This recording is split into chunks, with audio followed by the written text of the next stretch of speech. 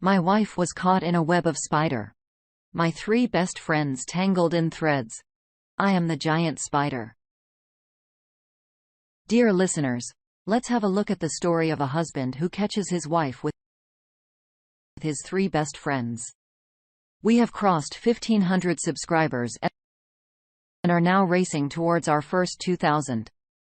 Your one click to subscribe us would go a long way for us. Thank you in advance. Now let's get on with the story. Entering the living room, a mix of confusion and curiosity filled the air. Three familiar cars were parked outside Alexis, Michael's, and Daniel's. These guys were my closest friends for years. And their presence in my home at this hour was perplexing. My wife knew I'd be returning late tonight. What was the reason for their impromptu gathering?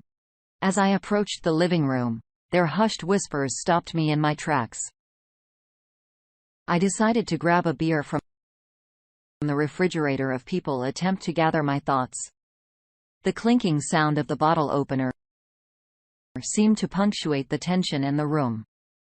Taking a deep breath, I entered the space. There she was.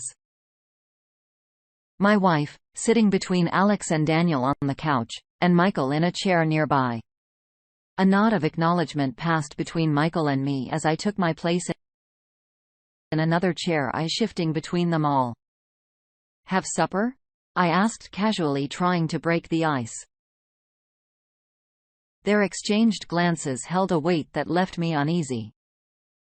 Emily, my wife, finally mustered the courage to break the silence. I'm sorry about this, Mark, but we need to discuss this openly, she began, her voice tinged with regret. It's killing me to keep this a secret from you, and the guys are feeling dissatisfied with the time I can give them. She went on expressing her love for me and her hopes for our future together.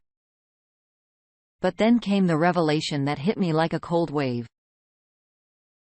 I've been having sex with Alex, Michael, and Daniel for the last year. She admitted, her words hanging in the air. My reaction? Silence. I took a sip of beer, trying to process the bombshell she just dropped. As she continued, the details unfolded in encounters, secrets, and a system to keep me unsuspecting. I sat there, beer in hand, grappling with a reality I never saw coming. My mind was reeling from the bombshells dropping one after another. My wife, Emily, confessing to a year-long affair with my three best friends, Alex, Michael, and Daniel. The shot turned into disbelief as Emily outlined her desires for our future, a future that involved her continuing these relations with my friends while still being married to me.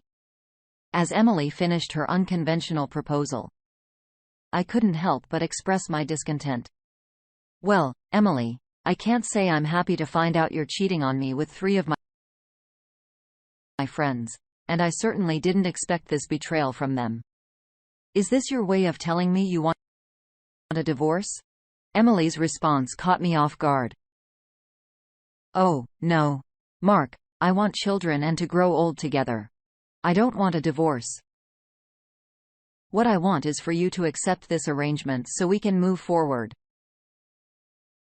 We'll still act like a married couple, and in a few months, we can work towards having our first child. Everything will go as usual, except that several times a week, the guys will come and have sex with me. Maybe you can even join us sometimes. I decided it was time to intervene. Enough, I said. This is not something I can just accept without a fight. What do your wives think about this? Do they know? Alex, the lawyer of the group, responded confidently. Our wives don't know anything about this, and they won't find out. I swear if you say a word about this, I will destroy you. I looked at Emily and asked, is this really what you want? Emily nodded. And Alex continued outlining the plan. She made it clear that their secret escapades would continue and our lives would seemingly proceed as normal, with occasional interruptions for their encounters. Realizing I was left with little choice, I hesitated, but made a couple of requests. Since you're using my wife, there are a couple of small things I'd like. First, don't use our bed. Use the guest room. And second, our bedroom and bathroom are off limits. Alex smirked triumphantly, seemingly willing to grant these requests. As the bizarre agreement took shape, I couldn't help but feel a sense of resignation, knowing my life was about to take a turn into uncharted territory. The room fell silent as I asserted my boundaries, making it clear that I wanted to be informed of their activities and had the freedom to plan my own absence during their encounters. The unusual negotiation continued with the agreement that they would give me half an hour to leave, suggesting I get a motel room for the night. As I headed to my bedroom to make a phone call, their conversation echoed through the house. To my surprise, they seemed relieved and even amused by the turn of events. Returning to the living room, I made a call to Sarah, Alex's wife, to inform her of their night plans. "Yes, Sarah. They said they would be here all night. I was thinking about your house, but Alex suggested a motel room." I relayed the information. Sarah's response was unexpected. "Top class. Wonderful. I'm thinking about the presidential suite.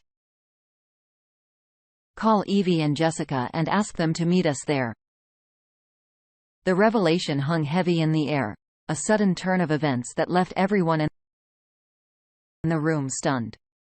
I calmly shared that their husbands had known about their exploits with Emily for the past 6 months.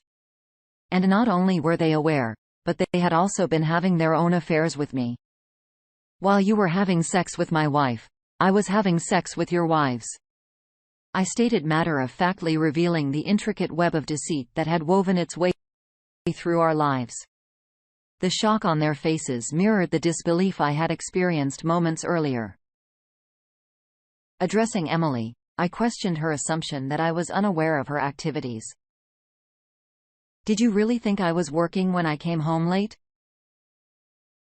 Have you ever wondered why I'm so exhausted when I get home?" As the truth unfolded, it became apparent that their wife had orchestrated this revelation. They discovered their husband's infidelity and decided to involve me in their retaliation. They offered to have sex with me whenever the three of them were engaged in a threesome with Emily. Turning to face my former friends, I dropped another bombshell. "You didn't know your wives were bisexual, did you? They started having sex with each other when they found out about your deception." I emphasized the futility of attempting revenge or seeking a divorce, revealing the existence of photos and videos in a private investigator's report that would tear them apart. I dismissed any concerns about Emily divorcing me, confident that the fallout would be minimal. Before leaving, I proposed another agreement: no DNA testing on any future children. With a final farewell, I walked out the door, leaving behind a room full of shock and disbelief. As I made my way, I contemplated the potential consequences of the day's revelations. Alex may be rich, but Sarah had already secured the services of a formidable divorce lawyer. With a mental shrug, I left them behind, heading into a night filled with uncertainty and the company of 3 women seeking satisfaction. Dear listener, if you have reached this far, please click on the subscribe button. It will be a great help.